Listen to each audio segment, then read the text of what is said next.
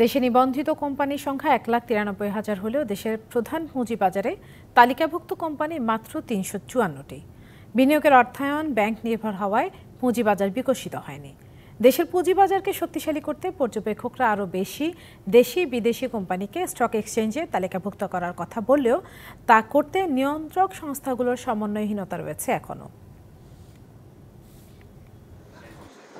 Floor price তোলার পর কিছুদিন দেশের প্রধান পুঁজিবাজারে লেনদেনে চাঙ্গা ভাব দেখা গেলেও সে অবস্থা বজায় থাকেনি। আর ঈদের ছুটির পর গত 15 এপ্রিল বাজারের লেনদেন নেমে আসে ৩৬৭ কোটি টাকায়, যা গত ৪ জানুয়ারির পর সর্বনিম্ন। লেনদেন ও সূচকের পতনের মুখে গতকাল নিয়ন্ত্রক সংস্থা বিএসইসি পুঁজিবাজারের মূল অংশীদারদের ডেকেছিল অবস্থা ফেরাতে, যেখানে বাজারের নতুন নতুন কোম্পানি ও মূলধন বাড়ানোর আহ্বান জানায় সংস্থাটি। যৌথ মূলধনী কোম্পানি ও ফার্ম সমূহের পরিদপ্তরের নিবন্ধিত কোম্পানির সংখ্যা ১,৯৩,০০০। এর মধ্যে অন্তত লাখের বেশি ব্যবসা প্রতিষ্ঠান সচল থাকলেও মাত্র ৩৫৪টি দেশের প্রধান পুঁজিবাজার ডিএসসিতে তালিকাভুক্ত আছে, যার মধ্যে ব্যাংক, ইন্স্যুরেন্স সহ আর্থিক খাতের প্রতিষ্ঠানই বেশি। এর কারণ পুঁজিবাজারে তালিকাভুক্তির আইনগত বাধ্যবাধকতা, কিন্তু অন্যান্য প্রতিষ্ঠানগুলো আসে না। কিন্তু ক্যাপিটাল মার্কেটে এসে ক্যাপিটাল রেজ করতে হলে কমপ্লায়েন্স অনেক বেড়ে যায়। প্রতি বছর ডিভিডেন্ড দেওয়ার একটা কমিটমেন্ট থাকে, বিনিয়োগকারীদের চাপ থাকে, স্টক এক্সচেঞ্জের মনিটরিং থাকে, সিকিউরিটিজ এক্সচেঞ্জ কমিশনের মনিটরিং থাকে।